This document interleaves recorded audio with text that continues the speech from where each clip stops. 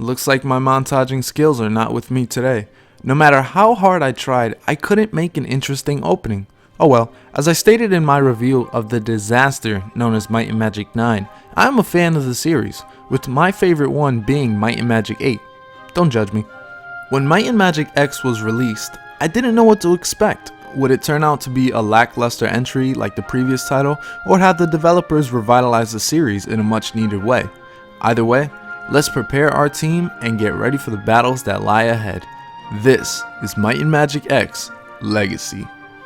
The first thing to do is, of course, start a new game, pick your difficulty, and create your party. Right off the bat, you'll notice how limited the customization is. You have 4 races to choose from with 3 classes each.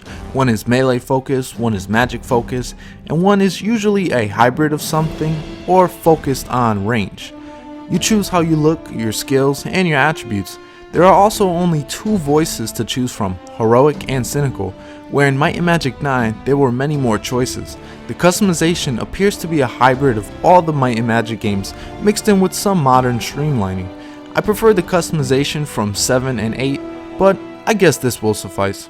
After you finish customizing your party, you get a pretty boring intro, more boring than how I sound, and you're off into the game world. I will say, the game looks great and it's awesome to see HD visuals in the series for the first time ever. You also notice that the movement is grid based. It's definitely an odd design choice and really counteracts the visuals present in the game. However, this didn't really bother me too much as I later understood why they went with this route. The game is grid based because the combat is now only turn based. While I do miss the frantic but enjoyable real-time battles of previous titles, these turn-based bouts have proven to be enjoyable for being easy to learn but hard to master. Every encounter offers a wide variety of strategic options for your disposal, highlighting each member of your party's skills and attributes. There's a lot of combat in the game, but it's fairly standard for the Might and Magic series. Boss battles are also included in the game, which are actually well done. Each boss has a certain moveset to deal with, as well as a weakness to exploit, requiring good preparation and tactical maneuvers. The only major complaint I have about the combat is how you are unable to move if an enemy is nearby. Every encounter you face is a do or die situation. If you ventured too far and became unexpectedly ambushed, there is no chance for escape. That's when quick saves become your best friend. So as you level up, you gain skill points that can be added to your skills as well as attribute points. Each character has a certain limit on how many skill points they can have in one skill. It is based on race, class, and current level in that skill. Out of all the things that could have been improved upon, streamlined, whatever you want to call it, the developers decided to stick with the outdated method of finding teachers. For example, if you want to increase your skill further in two-handed weapons, but you are only a novice, you need to find an expert teacher who can make you an expert in that skill. Not only is that tedious, there are no indicators on the map telling you where the hell you can find them. Even worse, some of the most basic starting skills can't be advanced upon until midway through the game. That is unacceptable.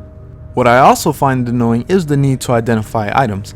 I understand that it's an old school design choice and the other Might and Magic games employed this, but it's annoying when you find amazing equipment and you can't use it yet just because you can't tell what the hell it is. Okay, I'm going all over the place in this review, so it's time to refocus. The open world features a bunch of little secrets to discover, so exploring has its rewards. However, the game is extremely linear in its progression, which is a huge fatal flaw to me considering how open and free 6 through 8 were. I thought I would be able to get around this using the carriages, but no. Until you complete a portion of the main quest, the caravans will refuse to take you to certain places. I feel like I'm in a damn play acting out a part rather than creating my own story. The quests are fairly forgettable, but the dungeons themselves are actually interesting.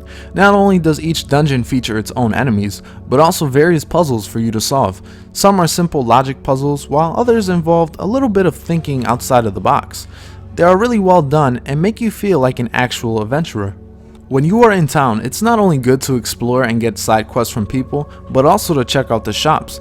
The weapons and armor that you find in shops are actually pretty good and will help you get ahead of your enemies. However, some of the shops don't restock as often as you would expect. So, that is Might and Magic X Legacy.